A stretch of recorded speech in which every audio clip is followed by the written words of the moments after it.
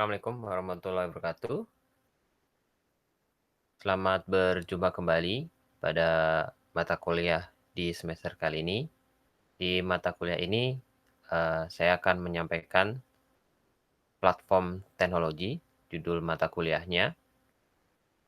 Jadi ini adalah mata kuliah baru, penamaannya sebetulnya platform teknologi.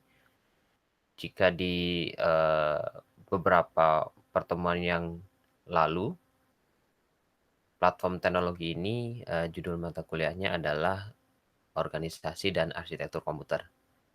Jadi dilakukan, penyesuaian ya, dengan kurikulum yang baru, hingga namanya menjadi platform teknologi.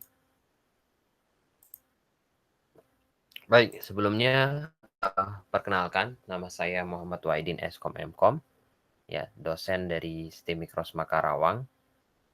Untuk kontak saya, silakan, Anda bisa ke email saya di m.wahidin@dosen.rosma.ac.id atau ke nomor handphone saya di 081212585844. Untuk sosial media saya, Anda bisa lihat di LinkedIn di Muhammad Wahidin atau di Instagram di @nuletiktea.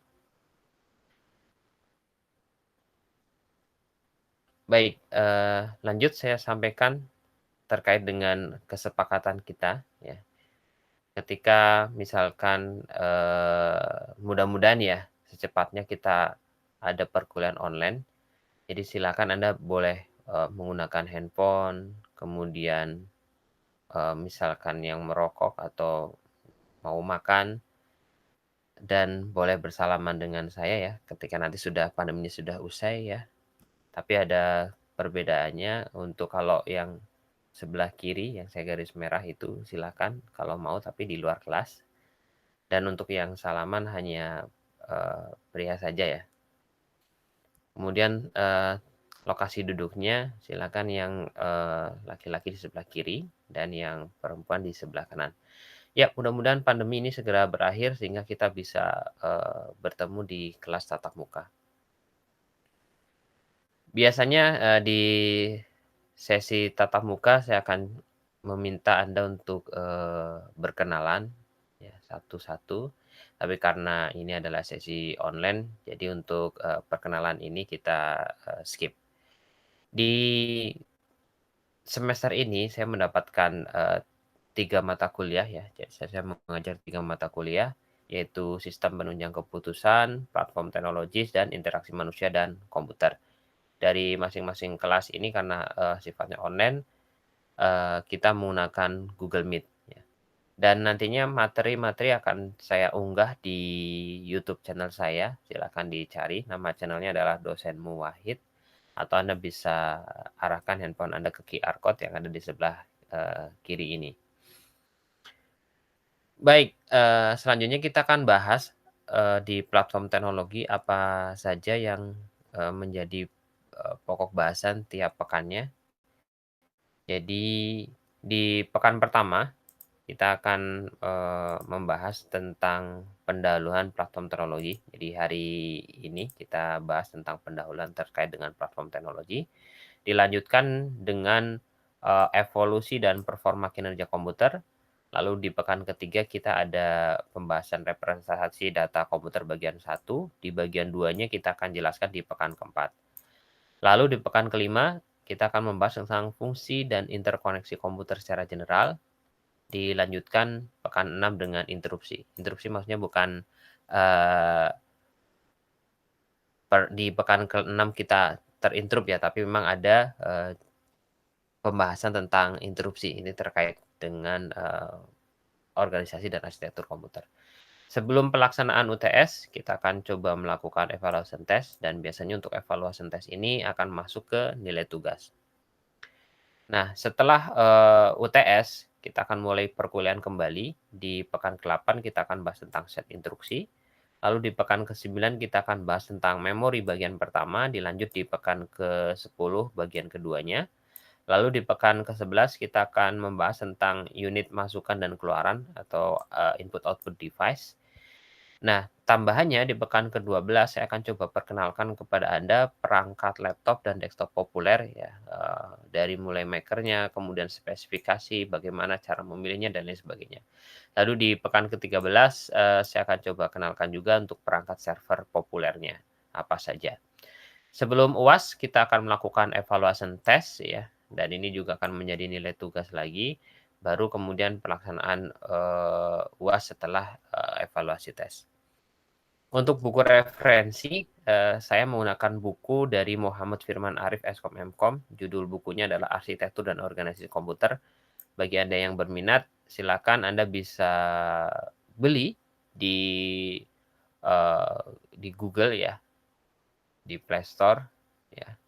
Ada namanya, Google Book sebetulnya. Jadi banyak sekali buku-buku di sana dan bisa dibeli secara digital.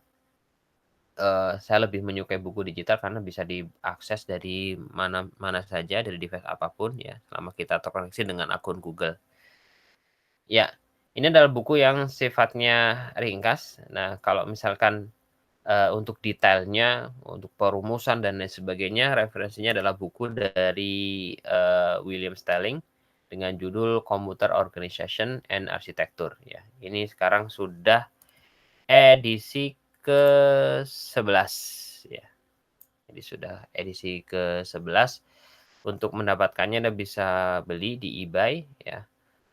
Eee, Buku fisiknya juga sebetulnya, ada, tapi biasanya buku fisiknya itu untuk yang, terjemahan Indonesia sepertinya belum sampai ke edisi yang ke-11. Baik, lanjut. Kita akan bahas, tentang pendahuluan dari platform teknologis. Jadi seperti yang saya sudah sebutkan sebelumnya, jadi platform teknologi itu, adalah erat kaitannya dengan organisasi dan arsitektur komputer. Nah, kita mulai dengan pengertian, apa itu arsitektur komputer? Jadi, arsitektur komputer itu adalah, merujuk pada atribut sistem yang visible atau yang bisa dilihat oleh programmer. Atau dengan kata lain, atribut yang memiliki dampak langsung pada eksekusi, sebuah program. Jadi kita tahu bahwa programmer adalah orang yang membuat program dan arsitektur ini adalah berkaitan dengan, atribut yang berdampak langsung pada eksekusi sebuah program. Contohnya apa saja atribut-atributnya? Ada set instruksi, kemudian jumlah bit yang digunakan untuk mewakili berbagai jenis data, misalkan angka berapa bit, karakter berapa bit, dan lain sebagainya. Lalu ada mekanisme I/O atau input output ya, mungkin di mata kuliah sebelumnya, mungkin di pengenalan teknologi informasi atau, Anda mungkin sudah mendapatkan, yang termasuk ke dalam input komputer apa saja, output komputer apa saja, dan lain-lain. Dan kemudian atribut yang lainnya adalah, teknik untuk pengalamatan memorinya seperti apa. Lalu kita, lanjut dengan pengertian dari organisasi komputer. Jika arsitektur itu berkaitan dengan, sistem yang visible untuk programmer, maka organisasi komputer adalah merujuk pada unit-unit operasionalnya, beserta interkoneksi antar komponen penyusun komputer yang menyatakan spesifikasi arsitektur tertentu. Nah, di dalam organisasi komputer, atributnya adalah detail hardware yang transparan terhadap programmer ya, detail hardware-nya ya. Kalau di atas lebih ke sistem yang visible, untuk organisasi komputer adalah detail hardware-nya. Seperti apa? Contohnya adalah sinyal kontrol, kemudian interface-nya atau antarmukanya, serta teknologi memori yang digunakan. Nah, eee, perbedaan antara arsitektur dan organisasi ini penting ya, menjadi penting ya, karena banyak dari pabrikan komputer yang menawarkan family atau keluarga dari model komputer ya. Jadi, banyak sekali maker komputer yang, kalau di awal-awal itu ada Intel, ada IBM ya prosesornya. Apalagi kalau sekarang ditambah untuk yang mobile ya, ada dari misalkan MediaTek, kemudian ada yang ada jenis prosesor Snapdragon dan lain sebagainya ya. Eee, Bahkan seperti, vendor-vendor besar Samsung, kemudian ada, Apple dia memiliki prosesor sendiri. Dan masing-masingnya itu biasanya memiliki arsitektur dasar yang sama, ya. Karena apa? Karena kalau misalnya namanya arsitektur itu, akan berkaitan dengan kompatibilitas kode yang dibuat. Jadi, biasanya adalah dasarnya adalah sama, ya. Tetapi walaupun demikian, family komputer ya misalkan, yang memiliki persamaan arsitektur itu tidak berarti punya persamaan organisasi, ya. Komputer yang diproduksi dengan versi yang berbeda itu memiliki organisasi yang tidak sama antara satu dengan yang lainnya. Nah, perkembangan teknologi itu tidak hanya mempengaruhi organisasi sebuah komputer, tapi juga, biasanya menghasilkan pengenalan arsitektur yang lebih powerful dan lebih kompleks, ya. Nanti kita akan coba bahas di pekan berikutnya. Lanjut, nah, organisasi dan arsitektur ini erat dengan kaitannya struktur dan fungsi dari sebuah komputer. Kita akan bahas satu persatu. Yang pertama adalah struktur. Apa itu struktur? Jadi struktur itu adalah bagaimana masing-masing komponen saling berhubungan satu sama lain. Nah, komputer itu sebetulnya dia berinteraksi ya, lingkungan internalnya, internal komputer dengan lingkungan eksternal. Lingkungan eksternalnya ada apa? Ada periferal, ada juga communication line. Nah, komputer adalah pemrosesnya, ya. Tapi kita kalau misalkan detailkan, di dalam komputer itu terdapat berbagai macam perangkat. Secara basic ya, komputer didefinisikan sebagai, perangkat, yang terdiri dari input, proses, dan output ya, dan storage gitu. Nah, di struktur dari top level komputer itu sendiri, di dalam komputer ya, itu terdapat sebetulnya beberapa komponen. Mulai dari central processing unit, kemudian main memory atau memori utama, lalu ada input output-nya. Dan ketiga komponen ini dihubungkan oleh sistem interconnection. Nah, ya, lebih detailnya seperti ini. Ya. Tadi saya terangkan adalah CPU itu bertugas mengontrol operasi komputer dan melakukan fungsi pemrosesan data sehingga kemudian disebut sebagai prosesor. Nah, ini ada main memory. Main memory ini digunakan untuk menyimpan data ya dari apa yang sudah dilakukan pemrosesan. Kemudian ada I/O itu berfungsi sebagai penghubung ya, media penghubung antara bagian dalam komputer atau internal system dengan lingkungan eksternalnya. Nah, melalui input output ini, data bisa dipindahkan dari storage ya di dalam komputer ke media penyimpanan lain di luar komputer. Lalu ada sistem interkoneksi. Nah, sistem interkoneksi ini berfungsi untuk menghubungkan semua bagian yang ada pada komputer. Nah, sistem, interkoneksi ini dikenal juga dengan sistem bus ya. Dia menyediakan komunikasi antara CPU atau Central Processing Unit, main memory, dan input komputernya.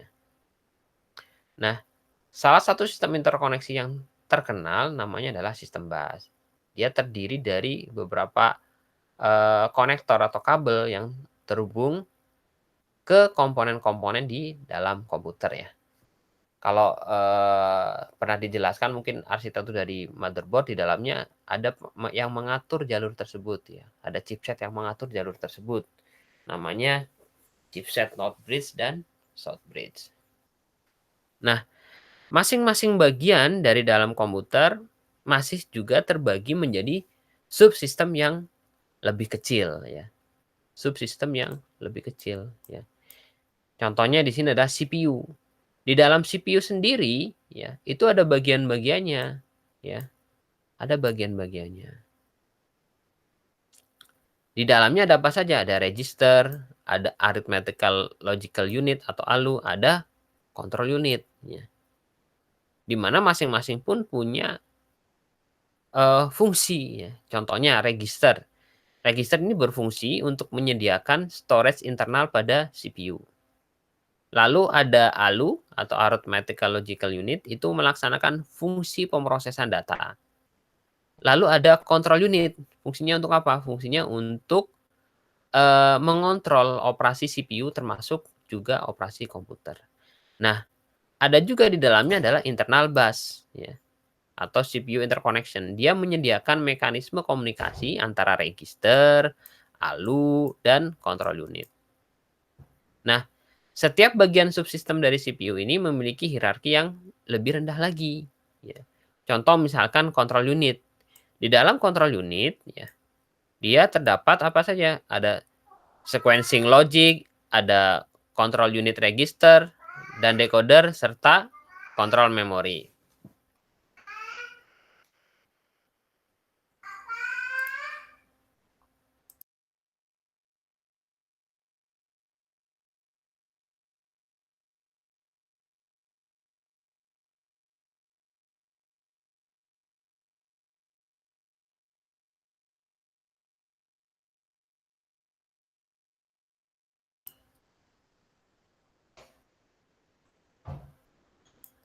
Baik, saya lanjutkan.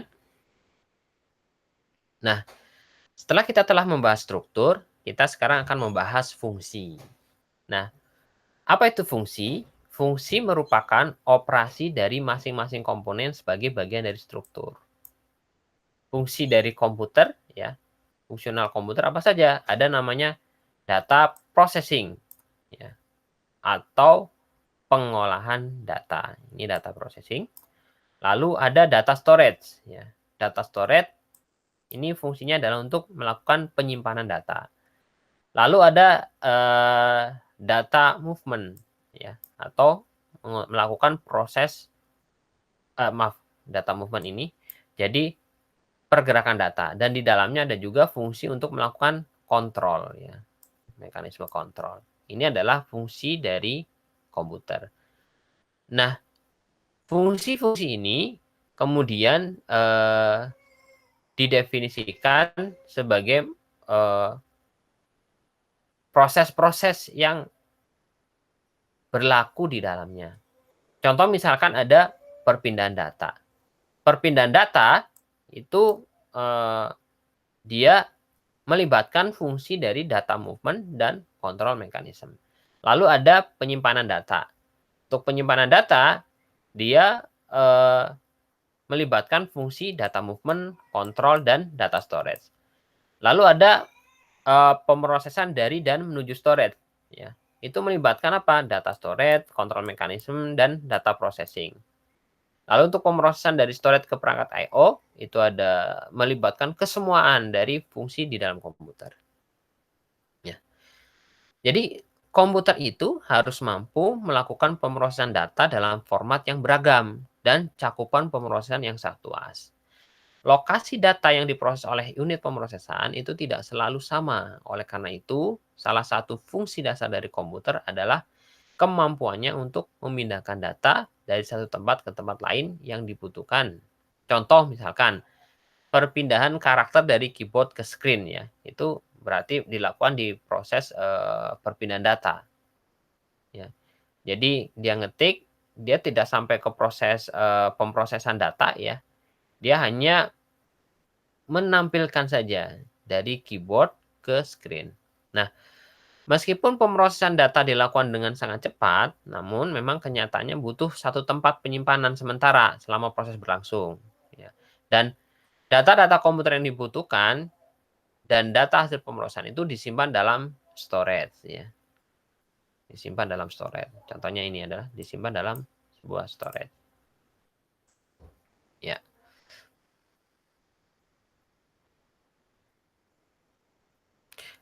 Selain storage juga ada media penyimpanan untuk selanjutnya dilakukan pemrosesan ulang dari storage ke perangkat I/O atau sebaliknya ya.